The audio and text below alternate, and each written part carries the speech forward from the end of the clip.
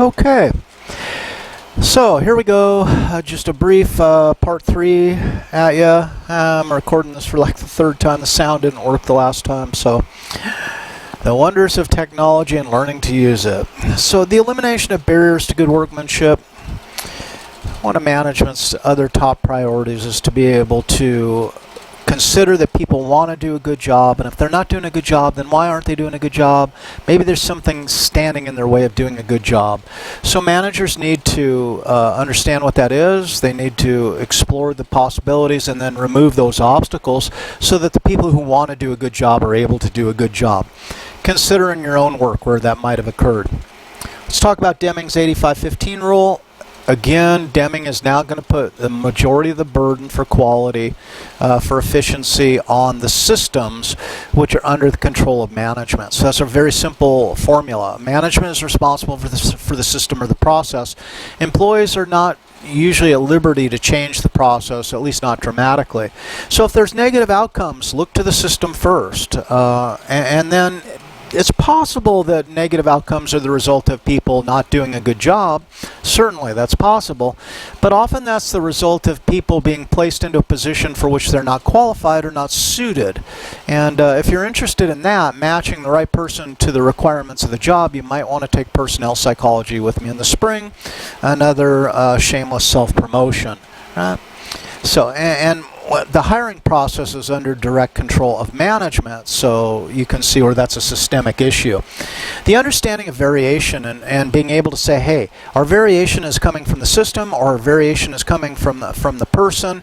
To be able to understand that is taking control of one's understanding of the system, and you can provide remedies that make sense as a result of that. Now, total quality management is an overarching philosophy with sub-philosophical points, if you will. One thing that total quality management suggests is do it right the first time, because if you don't do it right the first time, then you have to do it over again. And that's inefficient and that's costly. You can also lose business because of that. So do it right the first time. How do you know how to do it right the first time? Well, one of the things you need to do is listen to your customers and listen to your employees intently, right? And closely. Make continuous improvement an everyday matter. That becomes part of the way we do business. So employees are trained in areas like statistical process control, so they understand how to measure what they do, and they then can track their improvement of what they do. Note in the video, the Pat Kerrigan video with Tom Peters, what you saw was workers who were taught statistical process control and then monitored their own production and the quality of that production through the use of those tools.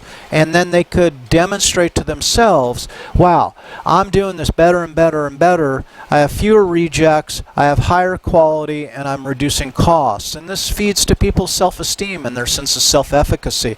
So there's a huge positive psychological benefits to using tools like statistical process control to demonstrate empirically that we're continuously improving.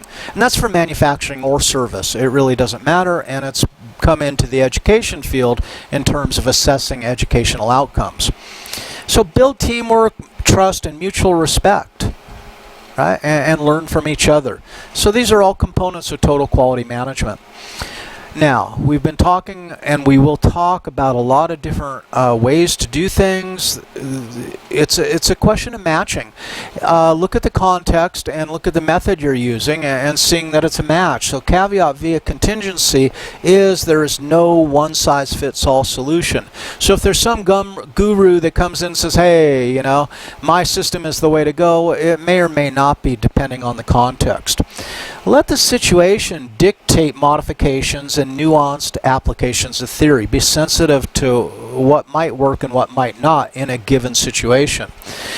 And we might think of this course in part as a toolkit. So when I got onto the construction site, it's like, hey, you want to cut a board, grab that saw. You want to pound a nail, use that hammer. But use the appropriate tool for the job. So it's on us to learn as many tools as we can so that when we encounter opportunities, we make the most of those opportunities by using the right tool. So uses of OB research, what do we know? Well, we can use it directly, apply it, right? So we can apply what we learned directly for process improvement, right? Conceptual use is a larger picture and having a bigger picture. It's more theoretical and less direct and probably less observable.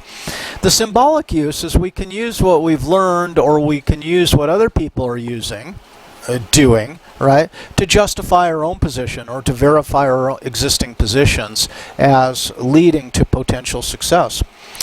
So hopefully what we use is we're gonna use to build a better world, and that's really kind of my overarching goal. Is you guys are the future leaders, and as the future leaders, are you going to be skilled? Are you going to be savvy? Are you going to be capable to really make a difference in your communities and in people's lives?